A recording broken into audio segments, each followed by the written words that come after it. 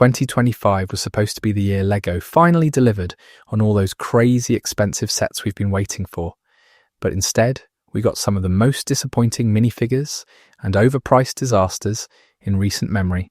And today, I'm breaking down every single one. Before we dive in, let me say, this isn't about hating LEGO. It's about holding them accountable, because when you're paying premium prices, you deserve premium quality, and this year, a lot of sets just didn't deliver. So let's get into it, starting with some minifigures that had everyone scratching their heads. The arcade machine disappointment. The arcade machine set dropped in August, and immediately people were confused about the minifigure choice.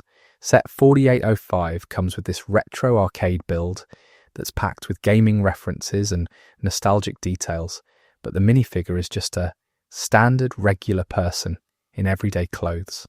No special gaming outfit, no retro design, nothing that screams arcade culture at all. When you compare this to the Pac-Man arcade set that came before it, that minifigure at least had a fun gaming-inspired outfit that matched the theme. This one feels like LEGO just grabbed a random city minifigure and threw it in the box.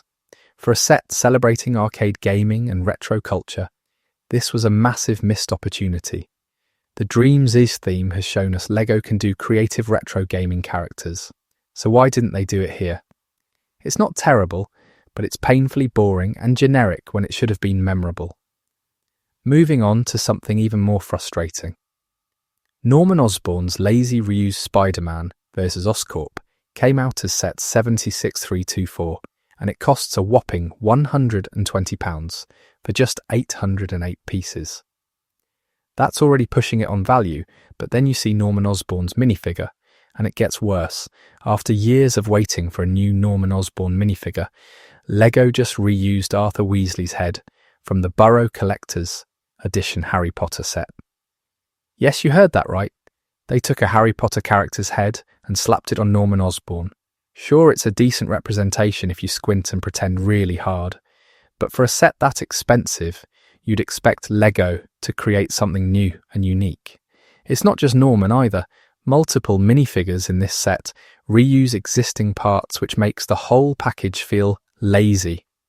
When you're dropping over £100 on 800 pieces, you expect better than recycled heads from completely different themes. The fact that LEGO thought this was acceptable for such an expensive set tells you everything about where their priorities are right now. Quicksilver's second chance failure. The Avengers Age of Ultron. Quinjet brought back Quicksilver after years of fans asking for an updated version, and somehow LEGO managed to disappoint everyone. Set 7A6325 includes Quicksilver with a reused faceprint that was already criticised in another Marvel set earlier in the year. This was supposed to be Quicksilver's triumphant return to LEGO form, his second ever minifigure appearance, and they couldn't even bother to give him a unique face. The original Quicksilver minifigure from years ago had more character and effort put into it. This new version feels rushed and uninspired, using the same face that made fans unhappy months before. It's like LEGO saw the complaints about that faceprint and said, you know what, let's use it again. For a character as popular as Quicksilver, who finally got another chance at a minifigure, this feels like a slap in the face to collectors who've been waiting. At least it fills the gap in your collection, but that's about the only positive thing you can say. Sideshow Bob's tiny head problem. The Simpsons Krusty Burger set gave us Sideshow Bob, and while it's great to finally have him in LEGO form, the execution is questionable. His hair element is too small for the character. Sideshow Bob is known for his massive distinctive hair that's practically a character trait on its own, but the LEGO version just doesn't capture that scale. The hair isn't quite as full as it needs to be, and with the wider neck connection, there's something visually off about the whole minifigure. It's still a welcome addition to any Simpsons collection, and the set itself is decent, but this is clear evidence that some minifigures need much bigger custom elements to look accurate. LEGO has made oversized hair pieces before, so it's not like they couldn't have done it here. Instead, we got Sideshow Bob, with what looks like a bad haircut. It's not awful, but when you compare it to photos of the actual character, it's immediately obvious something's not quite right with the proportions. For a character this iconic, they should have nailed it. Fortnite's repetitive, bright bomber Lego and Fortnite teamed up for multiple sets in 2025, and one character kept showing up over and over again. Bright Bomber appeared as a Brickheads, as a minifigure in the Battle Bus set, and then again in the Dürr Burger restaurant set. By the third appearance, fans were tired of seeing the same character, when Fortnite has hundreds of unique skins and designs to choose from. The Dürr Burger restaurant version of Bricked Bomber isn't bad as a minifigure. The printing and design are fine, but it's just too familiar. We've seen this exact outfit still on shelves in other sets that are currently available. When Lego could have chosen literally any other Fortnite character to give collectors something new and different, they went with the safe repeat choice. It feels lazy and shows a lack of creativity in selecting which characters to produce. Fortnite's whole appeal is the variety of wild creative character designs, and Lego just kept going back to the same, well, instead of exploring that variety. The Bluey minifigure problem. Bluey is one of the biggest children's properties right now, so Lego making Bluey sets makes perfect business sense. The problem is the minifigures look unsettling. The animated show features characters with cylindrical, dog-like shapes that just don't translate well to minifigure form. Lego tried their best to capture the look, but the result is minifigures that look off in a way that's hard to describe. The cylindrical shapes of the characters clash with the humanoid minifigure design, and it creates this uncanny valley effect. Kids probably don't care, but adult collectors have been vocal about how strange these minifigures look. It's not Lego's fault entirely. Bluey characters were always going to be difficult to adapt to minifigure form, but the execution leaves a lot to be desired. The more you look at them, the more unsettling they become. This is one of those cases where maybe Lego should have gone with mini dolls or brick-built figures instead of trying to force the characters into standard minifigure molds. The sets themselves are fine, but those minifigures are going to haunt your nightmares. Minifigures, Series 27's week lineup. Series 27 of the collectible minifigures dropped in January 2025, and the community reaction was lukewarm at best. Many collectors called it one of the weakest minifigure series in recent memory. Out of the 12 characters in the series, only a handful felt like must-have figures, while the rest could have easily been regular city or themed set inclusions. The Wolfpack Beastmaster was the standout and immediately got army built by Castle fans, becoming nearly impossible to find in stores. But characters like the cat owner or the dinosaur costume people felt generic and uninspired. These are characters that wouldn't look out of place in a random $20 city set, so why are they in a collectible minifigures series that's supposed to be special?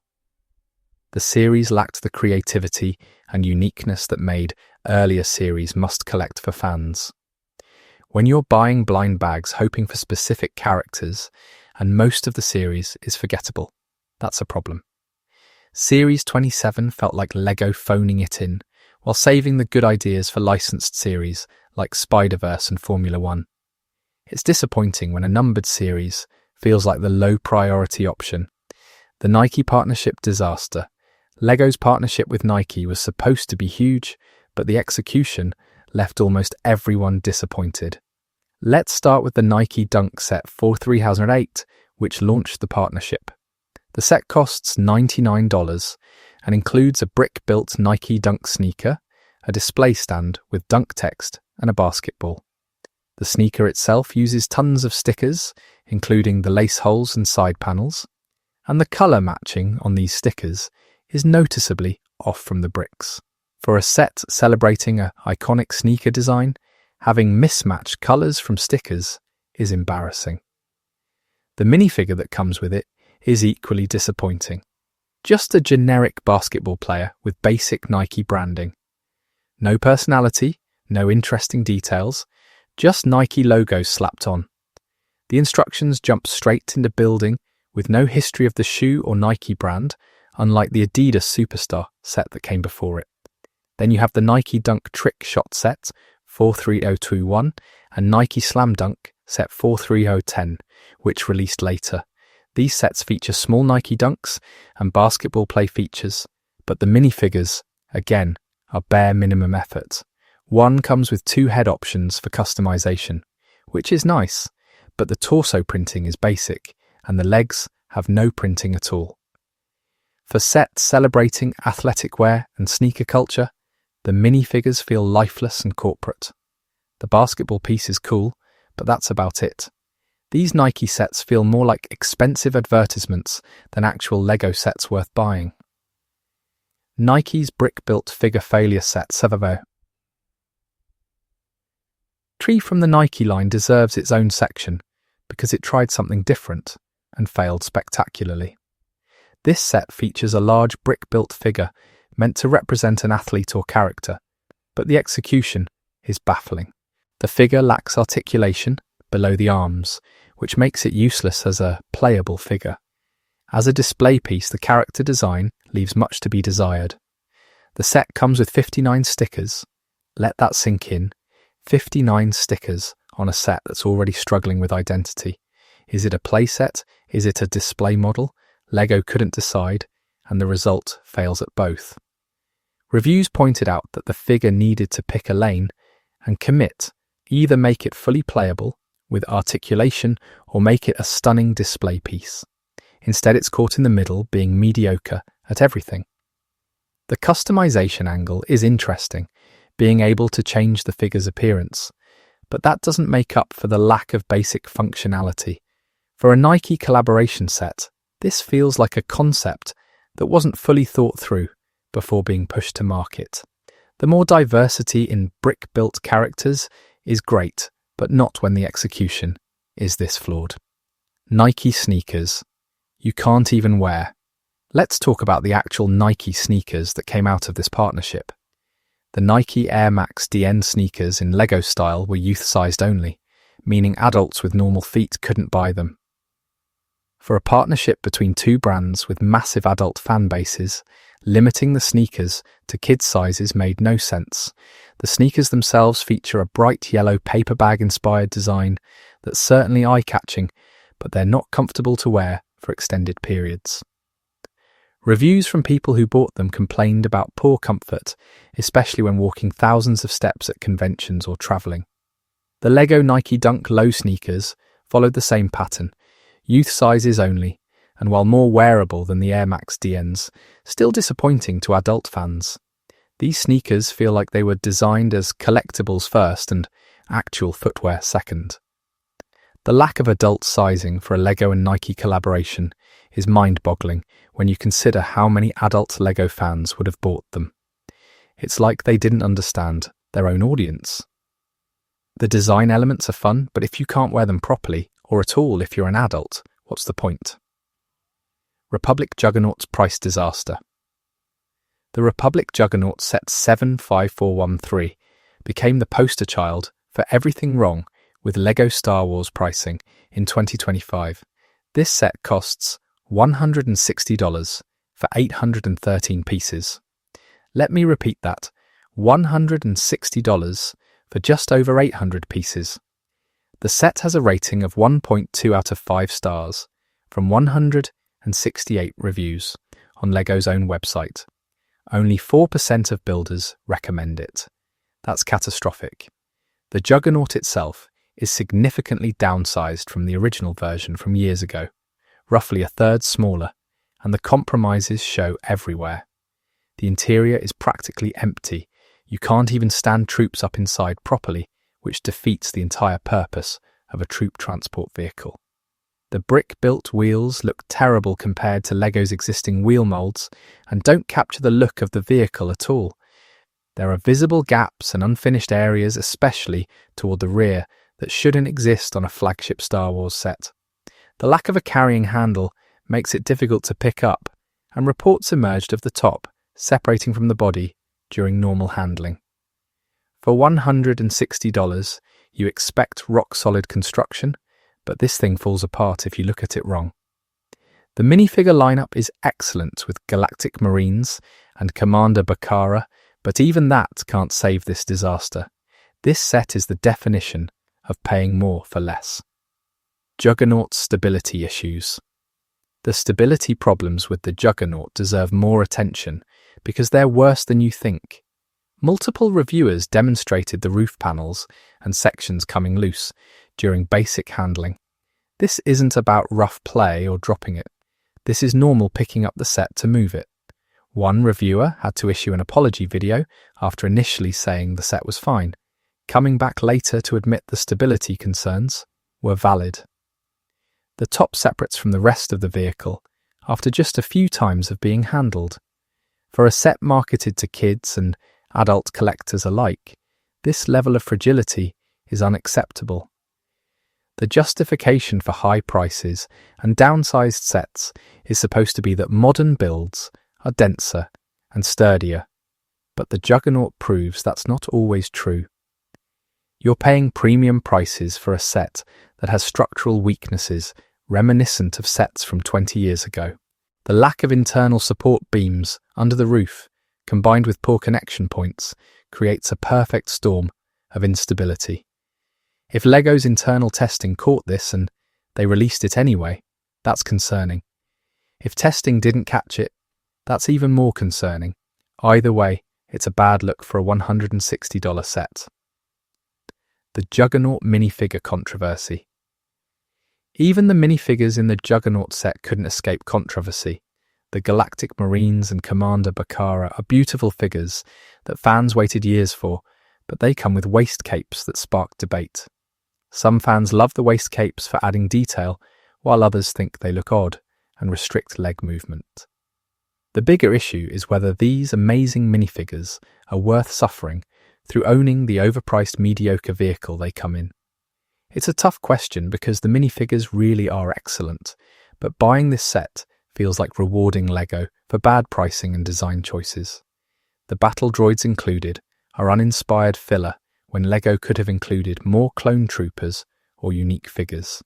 Ki-Adi-Mundi is fine but not exciting enough to justify the purchase. The minifigure selection almost feels like LEGO knew the vehicle was weak, so they packed in highly desired figures to force sales. It's manipulative, and fans saw through it immediately. Many collectors said they'd wait for deep discounts before buying just to get the minifigures.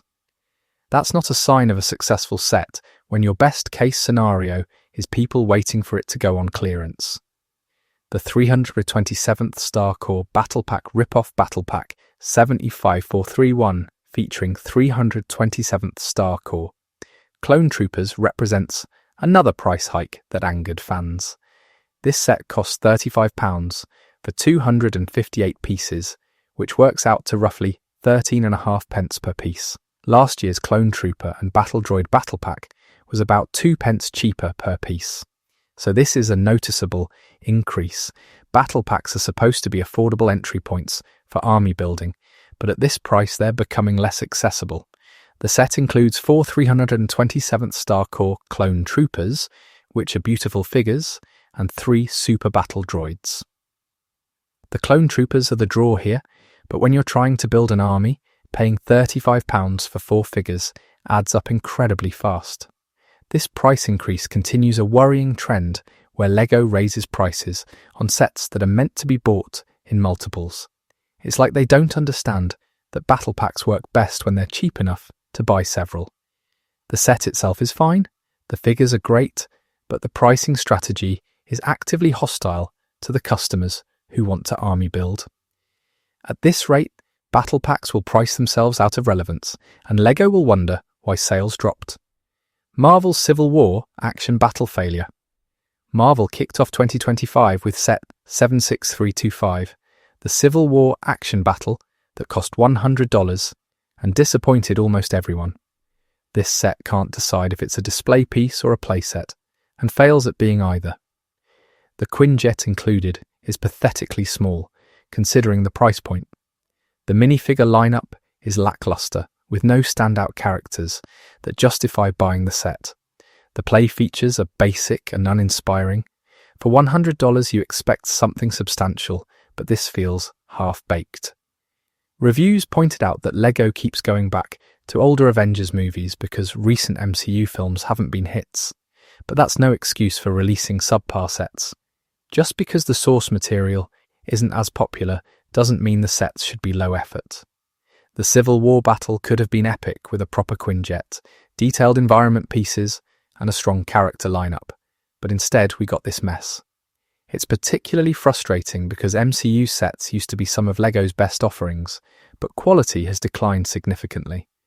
This set exemplifies everything wrong with recent Marvel LEGO releases, phoning it in on design and overcharging on price while hoping the license alone will drive sales. The Quinjet's minifigure problems. Let's dive deeper into the minifigures from the Age of Ultron Quinjet set because there's more disappointment here. We already talked about Quicksilver, but Ultron also appears in this set. The new Ultron minifigure is an upgrade from the original, which was based on concept art, and not the final movie design, so LEGO fixing this years later is appreciated. However, it took them nearly a decade to give us an accurate Ultron, and by the time they did, most fans had moved on. The Quinjet itself is underwhelming for the price, and the total package just doesn't feel worth it. When you add it all up, recycled faces for some characters, outdated design choices, and a vehicle that's smaller than it should be, this set feels like it was designed with minimum effort. The bar for Marvel sets was set so high by earlier releases that seeing them slide to this level is painful. LEGO can and has done better, so there's no excuse for releasing sets that feel rushed and undercooked. The fact that this released on January 1st as the first Marvel set of the year set a terrible tone for what was to come. Book Nooks. Nobody Asked for LEGO released 2 Book Nook sets in 2025, the Sherlock Holmes and Lord of the Rings versions, and both were disappointments. Book Nooks are trending in the crafting community, small dioramas designed to fit on bookshelves, between books, so LEGO making them seemed smart. The problem is the execution didn't live up to the concept. The Balrog Book Nook particularly underwhelmed fans with its limited detail and high price. Both Book Nooks had okay price-to-piece ratios for licensed sets, but they were worth less than the sum of their parts. The designs are fine, but not special enough to justify the purchase when you can buy full sets for similar prices. The Sherlock Holmes minifigures are quite good, which is ironic since Sherlock doesn't need a license, but that doesn't save the Book Nook itself. For book-loving LEGO fans, these should have been slam dunks, small detailed dioramas celebrating beloved literary properties. Instead, they're contenders for most disappointing releases of the year. The concept had so much potential, but the final products feel like nobody involved truly understood what makes Book Nooks appealing. They're conversation pieces that spark joy, and these LEGO versions are just kind of there without making much of an impact. Kylo Ren's shuttle price problem. Kylo Ren's shuttle released, and immediately people asked if 2 wings are really worth $70. The set looks more or less like the source material, which is the bare minimum you'd expect, but it lacks any meaningful functionality. For $70, you're basically paying for the shape of the shuttle, without any features that make it interesting to build or display. The minifigures included aren't special enough to justify the cost either. This is a set where LEGO clearly calculated the minimum they could deliver while still charging premium pricing. The shuttle itself is fine from a technical perspective. The building techniques work and it holds together, but fine isn't enough at this price. Fans wanted something that felt special and instead got something that feels adequate. The overwhelming feeling when seeing this set is that it's overpriced for what it offers. There are so many other Star Wars vehicles and sets you could buy for $70 that give more value and play features. This shuttle will sit on shelves and eventually go on clearance because the value proposition just isn't there. When your best defense of a set is that it's technically accurate to the source, that's a bad sign. The MTT's price confusion. The Separatist MTT released alongside the Juggernaut at the same $160 price point. Unlike the Juggernaut though, The MTT comes with 976 pieces and 12 minifigures, including Battle Droids, Ayla Secura, and Commander Bly. The MTT is the first blue design version in LEGO form and actually represents decent value compared to other Star Wars sets, especially compared to the Juggernaut. Reviews called it probably the best set of the summer 2025 Star Wars wave, despite still being expensive. The problem is it got overshadowed by the Juggernaut disaster, and many fans confused the two sets. People complained about MTT pricing, when really they should have been praising it as one of the better deals. The set does have issues though. The lack of a weapon rack and the fact it only houses 6 droids is a disappointment. The complaint about absurdly high prices still applies, but at least the MTT delivers more content for the money. It's frustrating that this set, which is actually fairly decent, got lumped in with the Juggernaut mess just because they're similarly priced Clone Wars vehicles. The MTT proves LEGO can still deliver value even at high price points when they actually try. Spider-Man set value issues. Beyond the Norman Osborn head reuse, the Spider-Man vs Oscorp set has other value problems worth discussing. £120 for 808 pieces is a terrible price per piece ratio, and the set doesn't have anything special to justify it. The building experience is straightforward, without innovative techniques.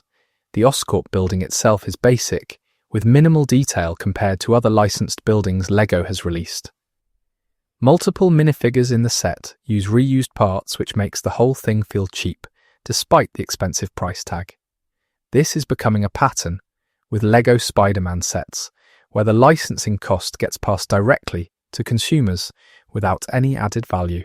Fans love Spider-Man and want good sets, but they also want to feel like they're getting their money's worth. This set fails that test completely. When you compare it to other superhero sets around the same price point from previous years, this one gives you less of everything. Less detail, less unique printing, less building complexity, just less overall. It's a premium price for a mid-tier set, and that calculation doesn't work for most collectors. The Advent Calendar catastrophe. The Disney Advent Calendar for 2025 featuring Frozen is genuinely one of the worst Advent calendars LEGO has ever released. Set 4-Yard-3273 contains 231 pieces and costs €35 officially, but can be found cheaper elsewhere. Out of 24 boxes, you get 3 micro dolls that look like they came from cheap surprise eggs, a figurine of Olaf, Sven, 2 kittens, and a baby penguin. That's it. The rest of the calendar is filled with tiny builds that are uninspired and forgettable. The result is catastrophic for a product highlighting Frozen. The value is so poor that reviewers weren't sure this product was worth €20, let alone 35. Previous LEGO Advent calendars have been hit or miss, but this one is an absolute miss. Kids might not notice the poor value, but parents certainly will when they see what little they got for the money. Advent calendars are supposed to build excitement day by day, but when most days reveal disappointing builds, that excitement dies quickly. The micro dolls genuinely look cheap, which is unacceptable for LEGO. This feels like the product was designed on the absolute minimum budget while charging premium prices, and that's not okay. Star Trek sets prove LEGO can do better. Ironically, one of the most anticipated and well-received sets of 2025 was the Star Trek Enterprise set, 10356. This proves LEGO can deliver when they want to. The Enterprise is stunning with a detachable saucer section and 9 excellent minifigures. It manages to craft an iconic starship that satisfies both display and play purposes. Reviews were overwhelmingly positive, with fans praising the attention to detail and fair pricing. The accompanying Type 15 shuttlepod gift with purchase was equally impressive as a small build. This is what LEGO is capable of when design teams are given proper time and resources. The Star Trek sets make the failures of other 2025 releases even more frustrating because it shows LEGO knows how to do this correctly. They understand how to balance piece count with price, how to create meaningful play features, and how to make minifigures that fans actually want. So why couldn't they apply that same care to the Juggernaut, or the Nike sets, or any of the other disappointments? The answer is probably that some products get priority treatment while others are rushed to meet quotas. It's a shame because every set deserves the level of care that went into the enterprise. The Dreams exception. Before we continue being negative, let's acknowledge that LEGO Dreams continued to deliver quality in 2025, despite many predicting the theme's demise. Sets like Mateo vs Cyberbrain Mech showcase what happens when designers push boundaries with build techniques and aesthetics. The Nightmare Shark submarine introduced Dream Smasher, who became one of the year's most impressive villain minifigures with his digitized skull helmet and detailed printing. Dreamsy proves that original LEGO themes can still compete with licensed properties when given proper support and creative freedom. The theme uses vibrant colours and inventive building methods that stand out on shelves. While Dreams doesn't have the built-in audience of Star Wars or Marvel, the sets themselves are often more interesting and better value. It's refreshing to see a homegrown LEGO theme thriving when so much focus goes to licensed content. The minifigures in Dreams have personality, and the sets encourage creative play. This should be the standard for all LEGO themes, but unfortunately, it's become the exception rather than the rule in 2025. One-piece sets done. Right, LEGO. One-piece sets launching in 2025 showed how to handle a new license properly. The Going Merry ship was praised by reviewers as potentially better than even the Black Pearl, which is high praise. The minifigures featured excellent new pieces and accurate character designs across the line.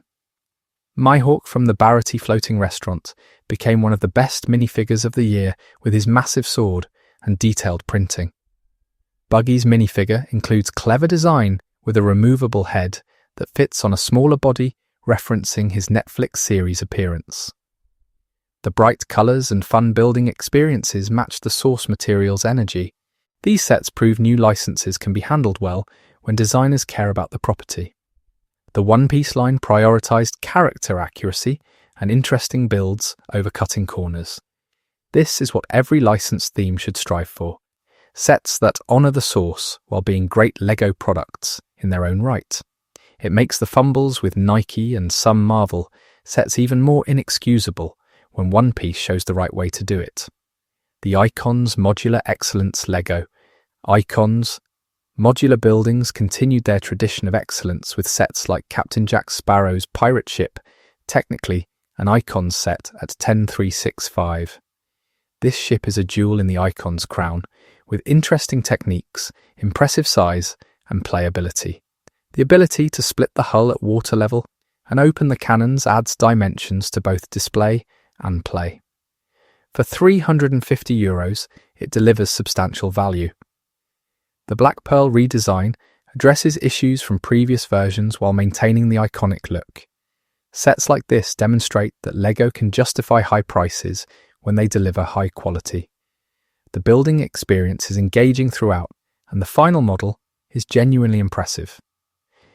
This is the baseline that expensive LEGO sets should meet, but in 2025, it was more the exception. Modulars and large Icons sets generally maintained quality standards, even as other themes struggled. It's almost like these sets get more care because they target adult fans with disposable income who will notice when corners are cut. The problem is that standard of quality should apply everywhere, not just to specific product lines. Formula 1. CMF Series Success. The collectible minifigures.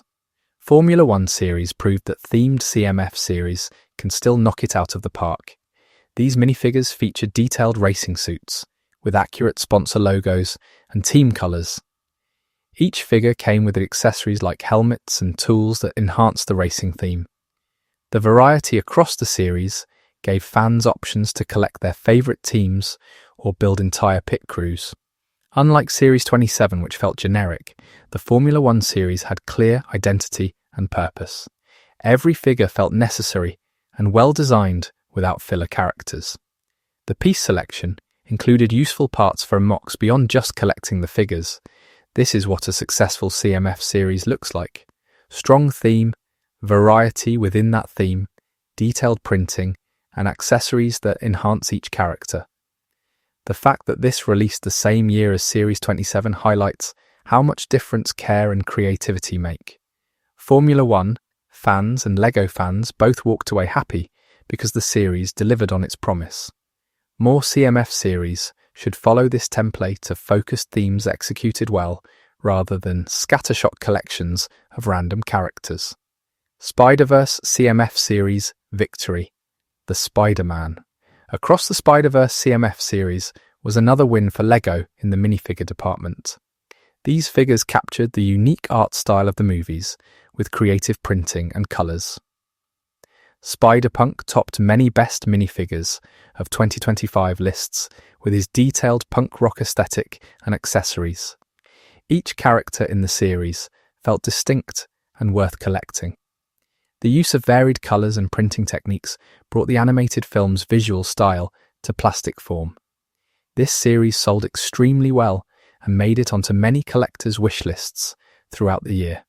It proves that licensed CMF series can be successful when LEGO picks properties with strong visual identities. The Spider-Verse films are perfect for LEGO adaptation because they are already stylized and colourful.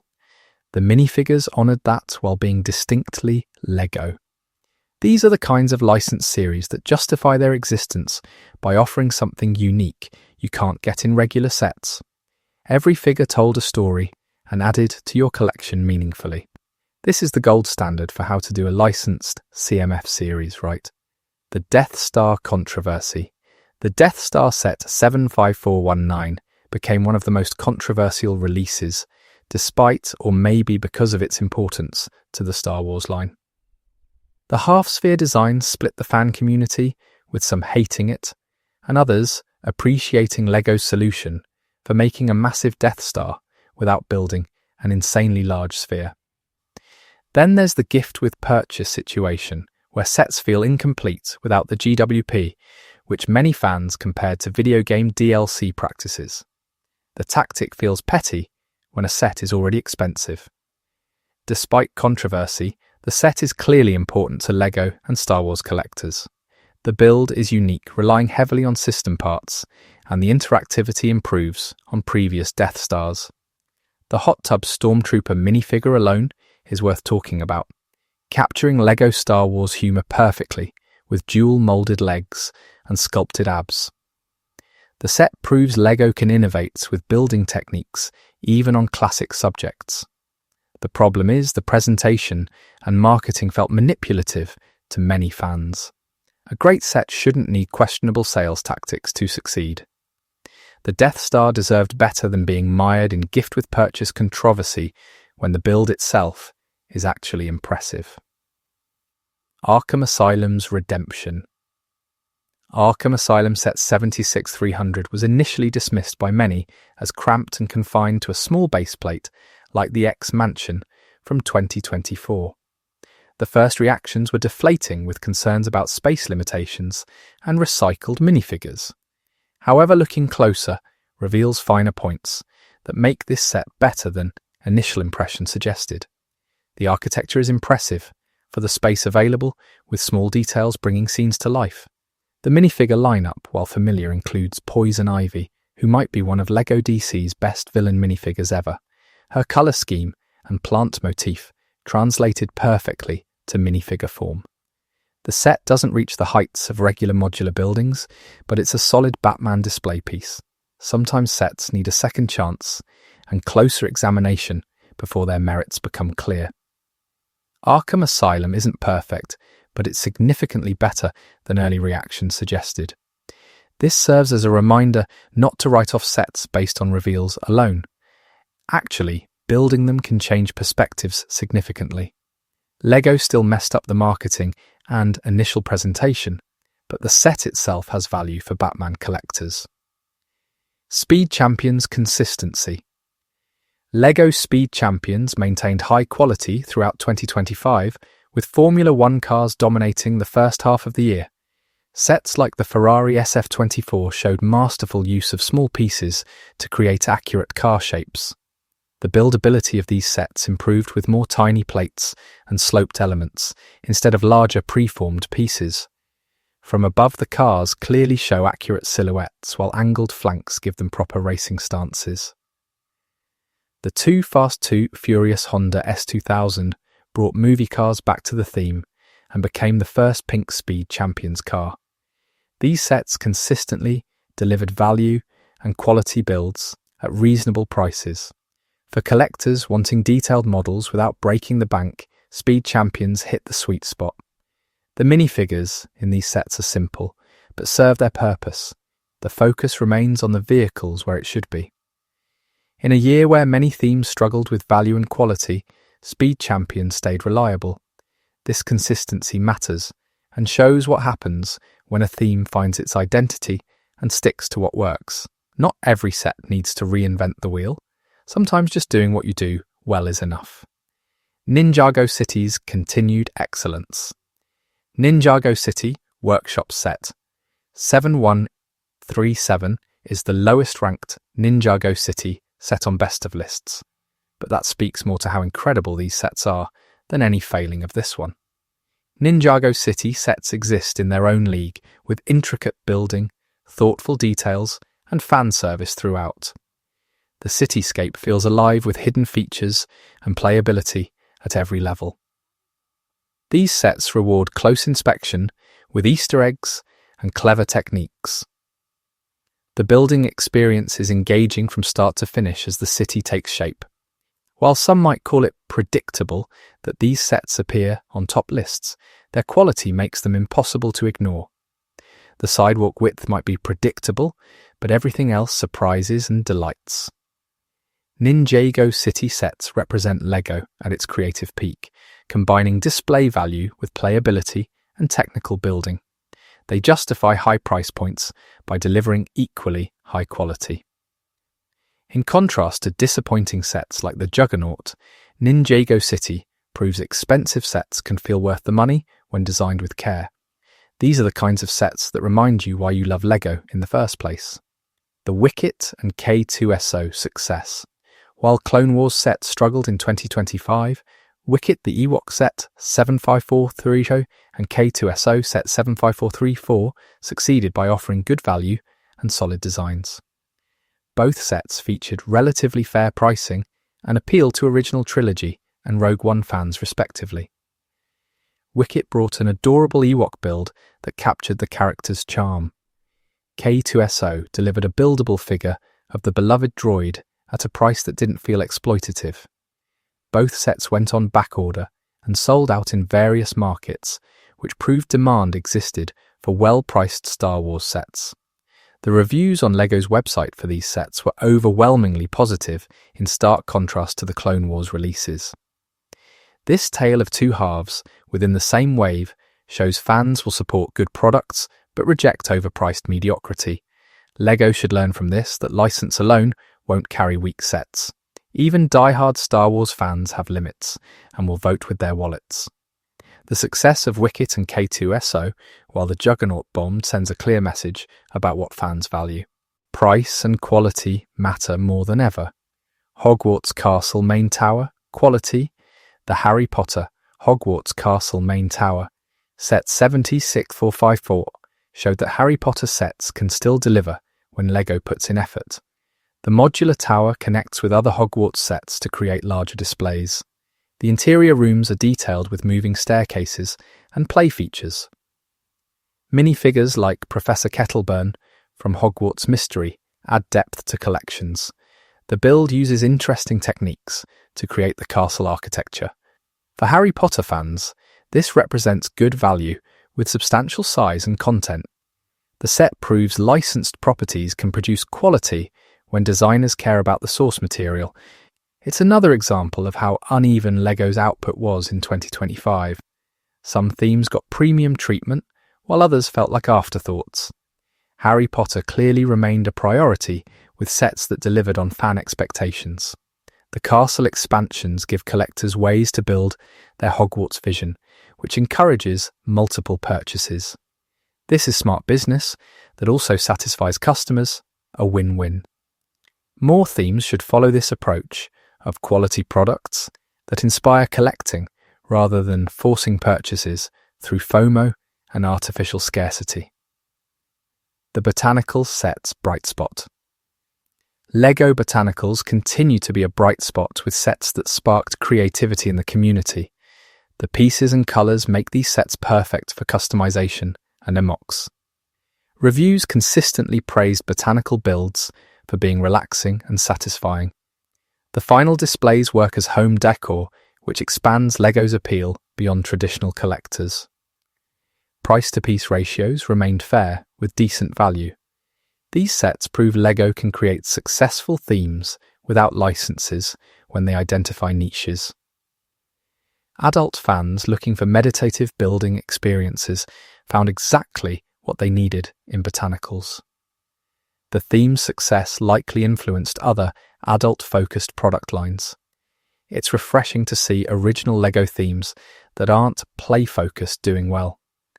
Botanicals carved out unique space in LEGO's portfolio that doesn't compete with Star Wars or Marvel. This diversification benefits everyone by giving fans more options. The community response with custom builds and modifications shows engagement beyond just buying and building. These sets inspire creativity, which is fundamentally what LEGO should do.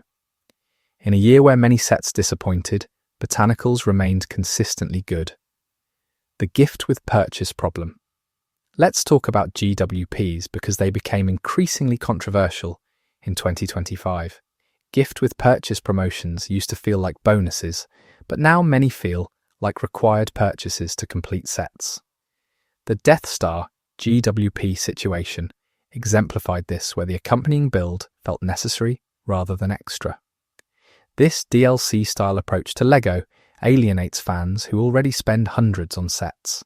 GWPs tied to specific purchases create artificial scarcity and FOMO. Some fans felt forced to buy sets they didn't want just to get the GWP they did want.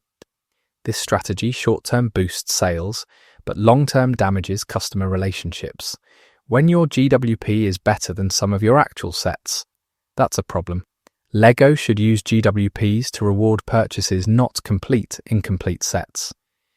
The community backlash shows this practice crossed the line for many collectors. Moving forward, LEGO needs to reconsider how they handle promotional items. GWPs should enhance, not dictate purchasing decisions. The fact that a LEGO employee's year-end video mentioned being divided on GWPs shows even internally this is recognized as an issue. Fixing the GWP problem would improve customer satisfaction significantly. Price per piece deception. LEGO fans often use price per piece as a value metric, but 2025 proved this can be misleading. Sets with good price per piece ratios still disappointed when actual content felt lacking. The Book Nooks had okay ratios for licensed sets, but felt empty and overpriced. Meanwhile, sets with worse ratios, like some Speed Champions, delivered more satisfaction. Piece count doesn't account for piece size or building experience quality. A set with more tiny pieces hits better ratios but might feel insubstantial to build. LEGO knows fans track this metric and sometimes optimizes for it at the expense of actual quality. This creates situations where numbers look fine but sets feel bad. The Juggernaut's price per piece was terrible and the set was terrible. That's straightforward. But what about sets with acceptable ratios that still disappoint? We need better metrics for evaluating LEGO value beyond just math. Things like minifigure quality, building techniques, display value, and playability matter as much as piece count. The community should push back against price per piece being the only consideration. LEGO definitely shouldn't use it as justification for poor value when other factors clearly fail. The licensing cost problem. Many disappointing sets in 2025 likely suffered from high licensing costs being passed to consumers. Nike and Disney partnerships probably demanded significant royalties affecting final pricing. Licensed sets increasingly feel like you're paying extra just for brand names on the box. Compare licensed sets to original themes, and the value disparity becomes obvious. Dreams and Ninjago deliver more for the money because Lego doesn't pay licensing fees. Spider-Man and Star Wars sets subsidize license holders through inflated prices. This isn't necessarily Lego's fault, but they choose which licenses to pursue. If a license makes good sets impossible at reasonable prices, maybe don't pursue it. The Nike partnership particularly seems like a mistake given fan reception.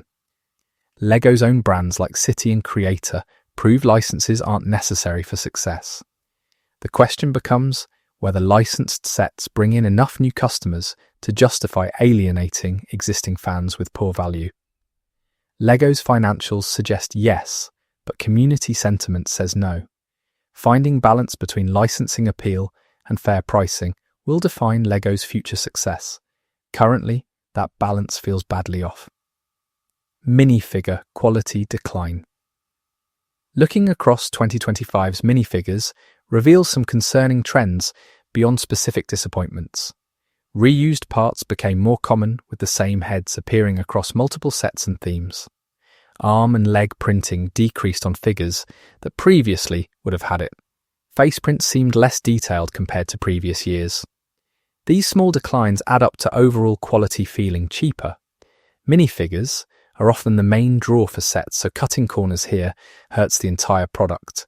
Lego's explanation would probably cite costs, but fans paying premium prices expect premium minifigures. The best minifigures of 2025, like Spider-Punk and Poison Ivy, show Lego can still deliver when they want to. That makes the mediocre minifigures even more frustrating. We know Lego has the capability, they just choose not to apply it equally.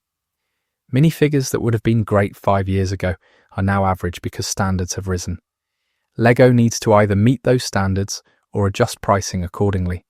You can't charge more while delivering less and expect fans to stay happy. Minifigure quality affects every theme from Star Wars to City. Addressing this should be a priority for Lego going forward. The sticker problem persists. Stickers remained a major complaint throughout 2025, especially on expensive sets. The Nike Dunks mismatched sticker colours are inexcusable on a $100 set. Stickers on pieces that should be printed feel cheap and look worse over time. The argument that printing increases costs doesn't hold when sets already cost premium prices. A $160 Star Wars set should have printed pieces, not stickers. Collectors hate stickers because they age poorly and look bad if applied imperfectly. Kids hate stickers because they're hard to apply straight. Nobody wins with stickers except Lego's bottom line.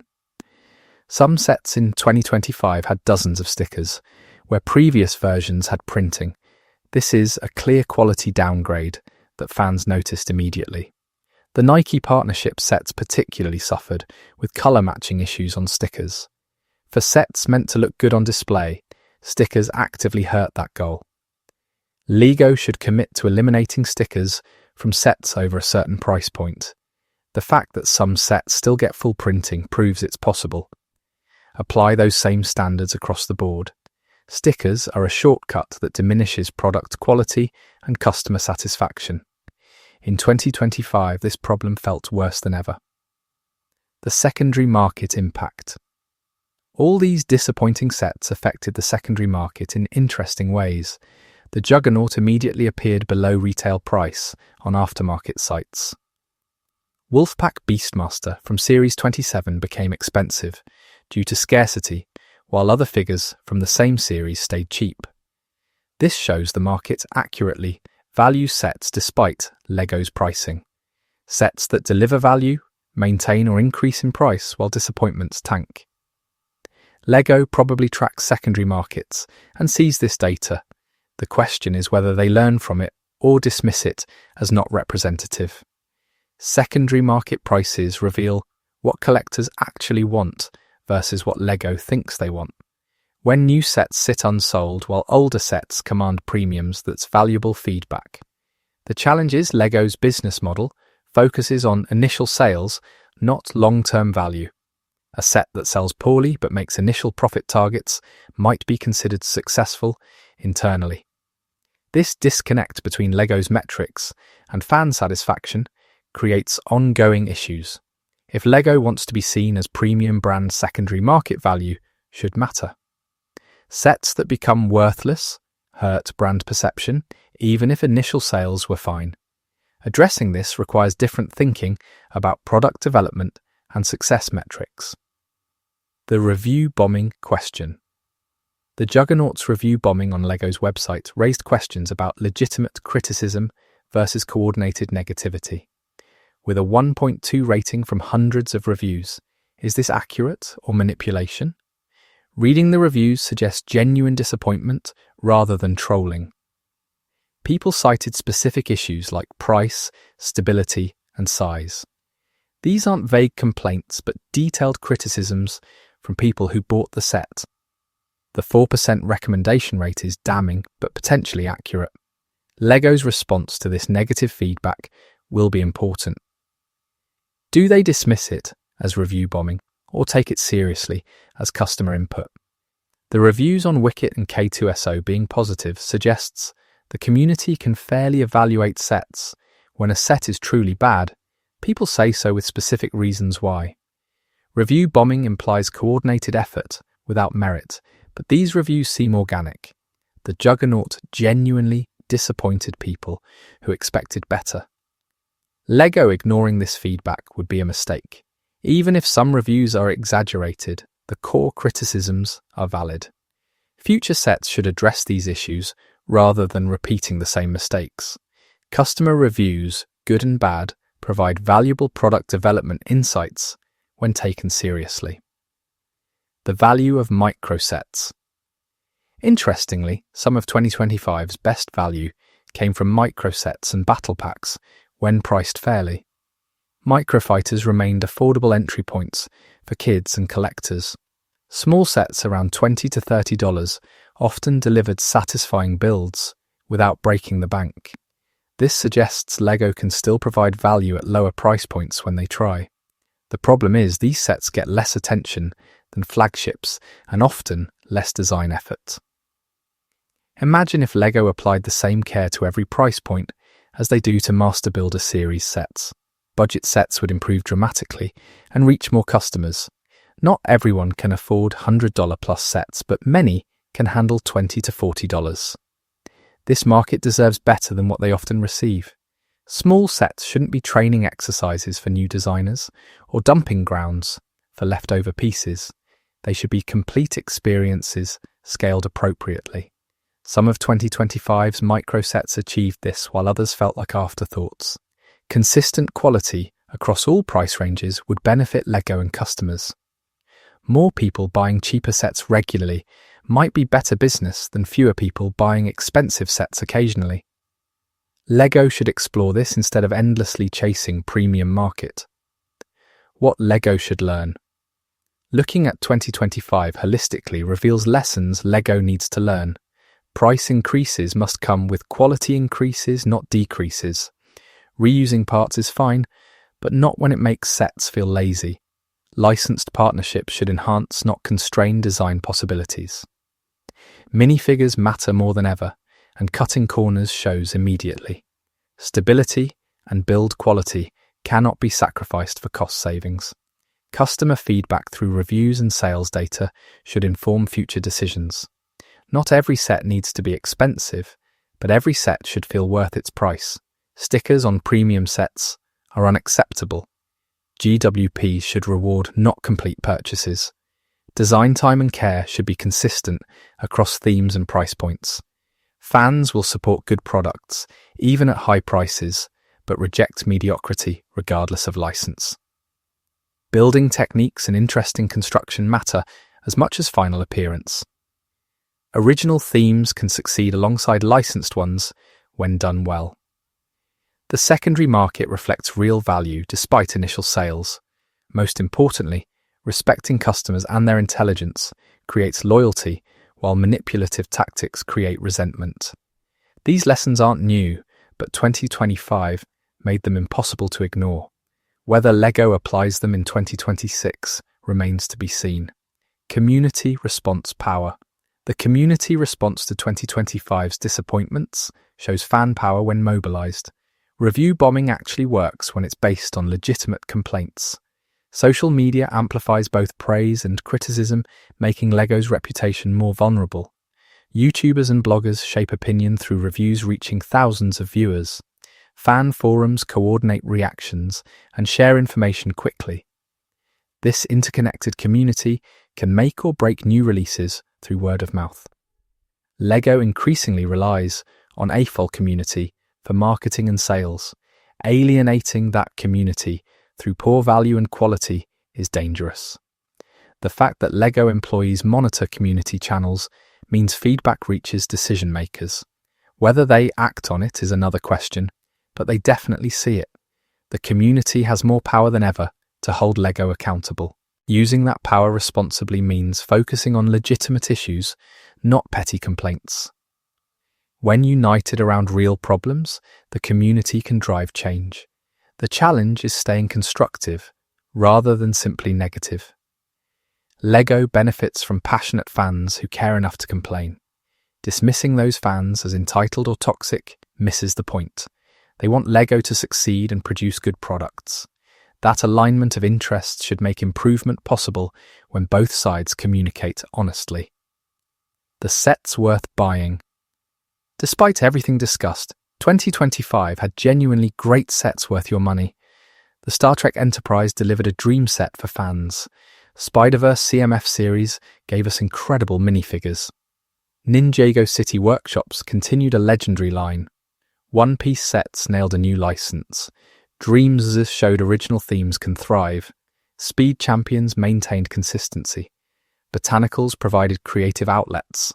Wicket and K2SO proved good Star Wars sets still happen. These successes shouldn't be overshadowed by failures. LEGO produced both excellent and terrible products, sometimes within the same wave. The existence of great sets makes disappointing ones more frustrating because we know LEGO can do better. When considering purchases, research matters more than ever. Reviews, community opinions, and careful evaluation help avoid regret. Not every set needs to be in your collection. Being selective and rewarding quality with purchases while skipping mediocrity sends the right message. LEGO tracks which sets succeed and which fail. Your buying decisions influence future product development. Support the sets that represent LEGO at its best. Skip the ones that don't meet standards. This selective approach benefits everyone by encouraging LEGO to maintain quality across the board. The path forward. What does 2026 hold after 2025's rollercoaster? Early rumours suggest LEGO heard some feedback, with adjusted pricing on certain sets. New themes and licenses are coming that could go either way. The community will be watching closely to see if lessons were learned. LEGO's financial success in 2025, despite fan complaints, might encourage them to maintain current approaches. Or maybe the review scores and secondary market data will prompt changes. Predicting LEGO's direction is impossible, but hoping for improvement isn't. The fundamentals of good LEGO design haven't changed. Interesting building techniques, fair pricing, quality minifigures, respect for source material, and attention to detail. When sets nail these elements, they succeed. When they miss, they fail. It's that simple, yet somehow LEGO keeps missing. 2026 needs to be the year they get back on track consistently, not just with flagship sets, but across entire lines. Every theme deserves care. Every price point should deliver value. Every minifigure should meet quality standards. This isn't unreasonable to expect from the world's largest toy company. Fans want to give LEGO their money for great products. LEGO just needs to provide those great products. The relationship works when both sides feel satisfied. Currently, too many fans feel taken advantage of, while LEGO seems confused why people are upset. Bridging that gap through better products is the obvious solution. Here's hoping 2026 delivers where 2025 failed. Final thoughts. So there you have it, the most overrated and disappointing LEGO minifigures and sets from 2025.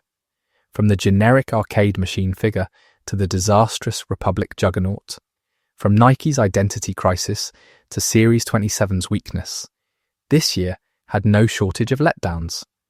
But it also showed us what LEGO is capable of when they care. The highs were incredible and the lows were inexcusable. As collectors and fans, we need to continue demanding better while supporting the best. Our voices matter through reviews, purchases, and community engagement. LEGO will only improve if we push them to. The disappointments of 2025 don't erase decades of amazing sets, but they do serve as warnings. Complacency and cost-cutting hurt everyone eventually. Quality and value should be non-negotiable regardless of price point or license. These aren't unreasonable expectations, they're the basics of good product development. LEGO has the resources, talent, and legacy to do better. They just need to choose to do so consistently. Whether 2026 brings improvement or more of the same remains to be seen. What's certain is the community will be watching, evaluating, and voting with their wallets. That power ultimately belongs to us as consumers,